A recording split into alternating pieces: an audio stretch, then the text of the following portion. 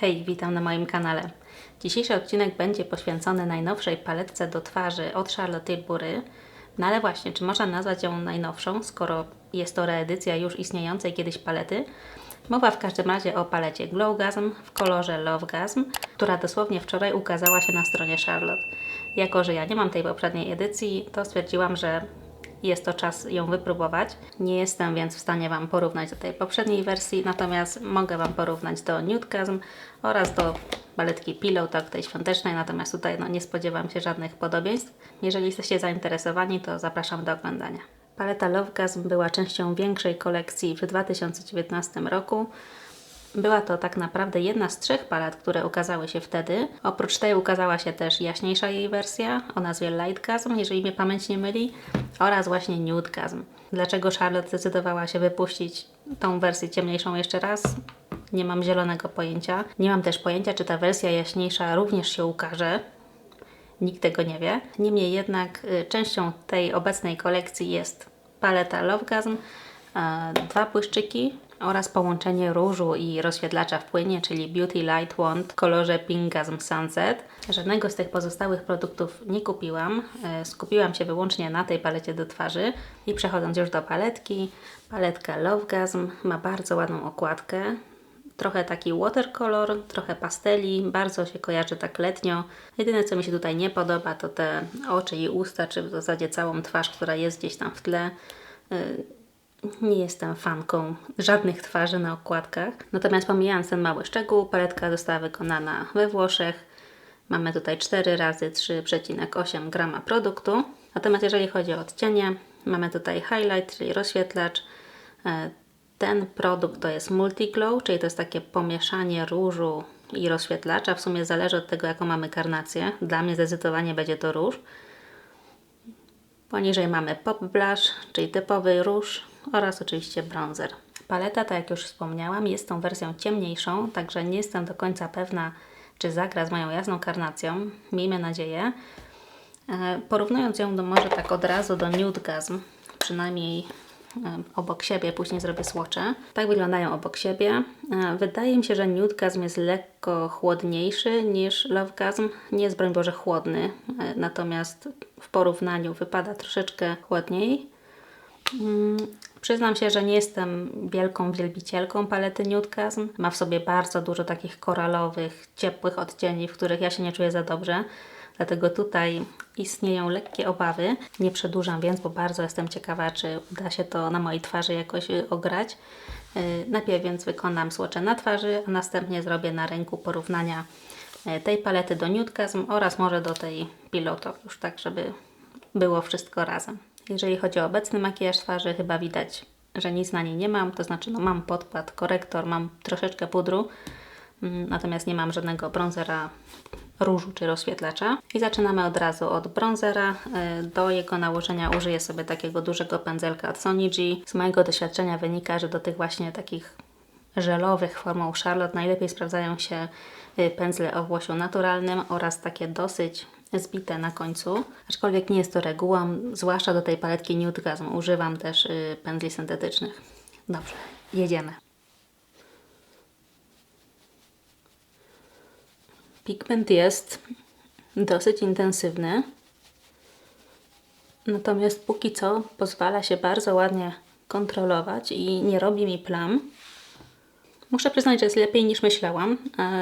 Jest to zdecydowanie bronzer na mojej cerze rzeczywiście bardzo brązujący. Nie jest więc to taki odcień neutralno-chłodny, którego najczęściej używam.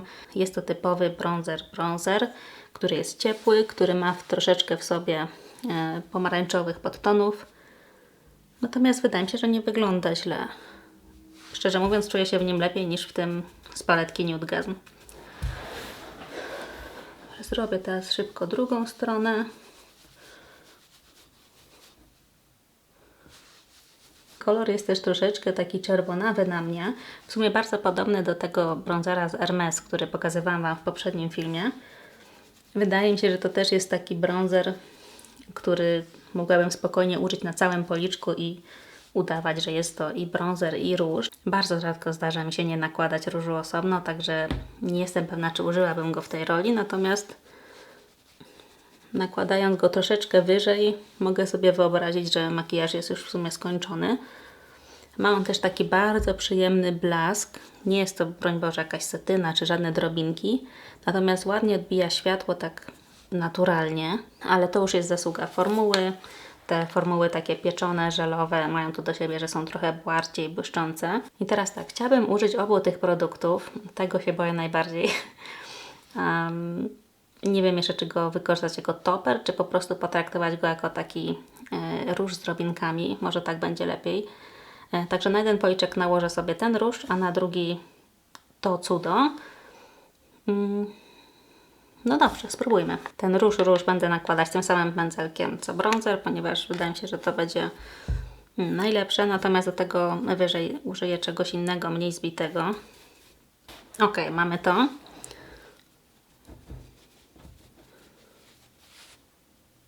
Ok. Ma wbrew pozorom mniej pigmentu niż sądziłam. Spodziewałam się czegoś mocnego. Ten w paletce Nude Gasm jest dosyć mocny na mnie. On też jest chyba właśnie zbyt koralowy. To jest ten problem. O, włosek z pędzla mi wypadł.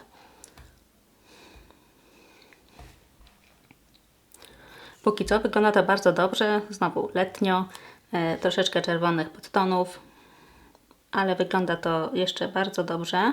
Na pewno tą paletę będę musiała używać lekką ręką, ponieważ widać, że jest ciemna. Jeżeli chodzi o produkty do twarzy, ja akurat preferuję takie o mniejszej pigmentacji, które mogę budować. Odwrotnie jest z oczami, tam lubię pigment od razu. Także tutaj troszeczkę muszę się powstrzymywać, żeby nie dokładać, żeby nie nałożyć za dużo na pędzel. No i okej, zobaczmy teraz ten kolorek. Do tego użyję już innego pędzelka, takiego bardziej puchatego. Ojojoj, pigment jest mocny. Mocniejszy niż sądziłam.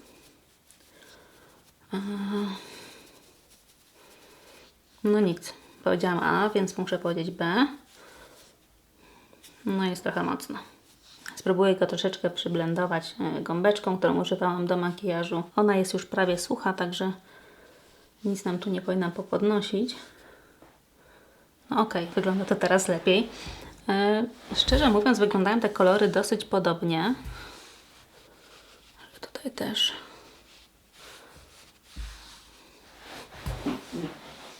Nie wiem, czy jesteście w stanie powiedzieć, że użyłam dwóch różnych produktów na policzki.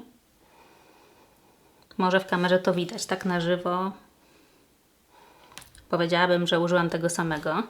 Pewnie dlatego, że używałam wszystkiego w małej ilości, natomiast tak patrząc w palecie, ten kolor znacznie się różni od tego. No nic, zobaczymy jeszcze na swatchach. Póki co lecę z rozświetlaczem. Tutaj będę używać pędzelka typu wachlarz. To jest mój ulubiony pędzelek do rozświetlacza.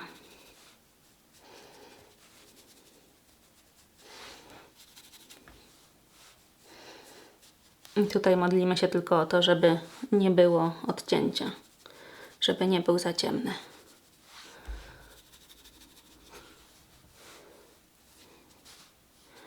No dobrze, troszeczkę go nadbudowałam. Być może to był błąd. Zobaczymy. No troszeczkę mi się odcina, ale to też, mówię, użyłam troszeczkę dużo. Więc znowu gąbeczka.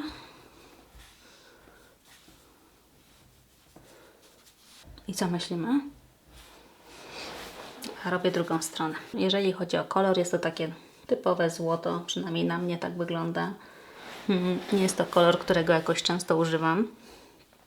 Raczej sięgam po szampany albo takie jaśniejsze złota, jeżeli już w ogóle idę w tą stronę. Ta paleta widać, że jest skierowana do osób o średniej do ciemnej karnacji, więc być może ja nie jestem najlepszym tutaj przykładem. Natomiast chyba dobrze wiedzieć, że da się jej używać także mając jasną karnację. Natomiast tym największym bleciochom radzę zrobić skip.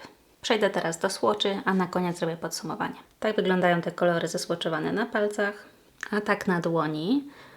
Muszę przyznać, że na swatchach wyglądają dosyć ciemno. Myślę, że jakbym zeswatchowała najpierw przed nałożeniem ich na twarz, to byłabym naprawdę mocno spocona. Natomiast trzeba wziąć poprawkę na to, że słocze palcem zawsze wychodzą mocniej.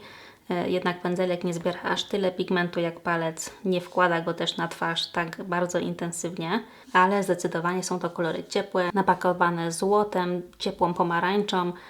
To są w sumie takie kolory zachodu słońca i bardzo jestem ciekawa, jak na tle tego wypadnie nam Nude Gasm. Także teraz obok może zrobię słocze od razu tej palety. I tak wyglądają słocze na palcach. Oczywiście format tej palety jest inny od Love Gasm. Mamy tutaj tylko jeden róż, za to 2 produkty do konturowania, brązowienia. Także dopasuję to, co mogę, a reszta będzie przypadkowa. I tak wyglądają słocze obok siebie. Zaczniemy może od rozświetlacza, ponieważ on zrobił na mnie największe wrażenie. Ten w palecie Love Gasm ma zdecydowanie domieszkę brzoskwini, natomiast Nude Gasm jest bardziej szampański. Również jeżeli chodzi o bronzer, tutaj mamy inną sytuację. Love Gasm jest znacznie cieplejszy, ma domieszkę takiej pomarańczy w sobie. Nude Gasm wygląda przy tym dosyć neutralnie, co jest bardzo ciekawe, bo na mojej twarzy wygląda dosyć żółto. Jeżeli chodzi o róże, tutaj również mamy inny kolor. W palecie Nude Gasm jest to kolor bardziej taki pomarańczowy, miedziany w zasadzie powiedziałabym. Natomiast w palecie Love Gasm są to już takie brzoskwiniowe róże. No i oczywiście Nude Gasm ma jeszcze kolor do konturowania, dosyć chłodny, czego nie ma w palecie Love Gasm. Mam tutaj jeszcze paletkę Pillow Talk, która ukazała się na święta zeszłego roku. To już jest jednak zupełnie inna bajka, ale pokażę Wam je obok siebie. Tutaj nie musicie się martwić o żadne powtórki, także jeżeli macie Pillow Talk i bardzo ją lubicie i chcecie troszeczkę cieplejszą paletę, która zawiera również bronzer, to Love Gasm może być dla Was. I tak na szybciocha jeszcze swatche Pillow Talk, tak na palcach. Tutaj podobieństw w zasadzie nie ma w ogóle. Paletka Pillow Talk jest znacznie chłodniejsza w porównaniu do poprzednich dwóch. Te róże idą bardziej w stronę fuksji, w stronę różanych róży, nie w stronę ciepłą, pomarańczy, zachodu słońca. Widać to nawet po rozświetlaczach, które są znacznie bardziej różowe w palecie Pillow Talk. Przechodząc do podsumowania. Jakościowo świetna paleta. Wydaje mi się, że nikt nie ma jakichś wielkich zastrzeżeń, jeżeli chodzi o jakość palet do twarzy Charlotte. Ta formuła taka wypiekana, żelowa jest wyjątkowa. Kolejnym plusem jest to, że mimo tego, że jest to wersja ciemna, dalej jestem w stanie ją użyć. Myślę, że największym plusem tej palety jest to, że zawiera ona i rozświetlacz, i bronzer oraz 2 róże. Jest to więc pełen zestaw, który potrzebujemy, żeby wykonać makijaż policzka. Jest to świetna paleta do podróży. Ja muszę przyznać, że jestem bardzo pozytywnie zaskoczona bronzerem, bo tutaj bałam się nie może mnie. Natomiast bronzera wiem, że będę używać. Jeżeli chodzi o róże, ten bardzo przyjemny. Ten w sumie po nałożeniu takim lekkim wyglądał, jak widzicie, dokładnie tak samo jak ten. Te drobinki, które tutaj widać w palecie, gdzieś się rozproszyły. Także kto wie, może tego koloru też będę używać. Największe obiekcje mam co do rozświetlacza, ponieważ jest trochę zbyt złoty, zbyt ciepły, jak na moje upodobania. Natomiast przyznam, że jak już sięgam po taką paletkę, to po prostu używam wszystkiego, co tutaj jest. Więc na tej zasadzie zapewne rozświetlacz też troszeczkę użycia będzie miał. I to już wszystko na dzisiaj. Dajcie mi znać, co myślicie o tej palecie oraz czy planujecie ją kupić. A także, czy może kupiliście ją 4 lata temu? Jeżeli tak, to jak Wam się sprawdza?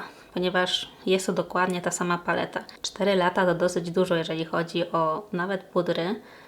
Także jeżeli mieliście tą paletę i bardzo Wam się podobała, może jest to okazja, żeby kupić nowe opakowanie. Czekam na Wasze komentarze. Dzięki wielkie za oglądanie. Do zobaczenia w następnym odcinku. Pa, pa.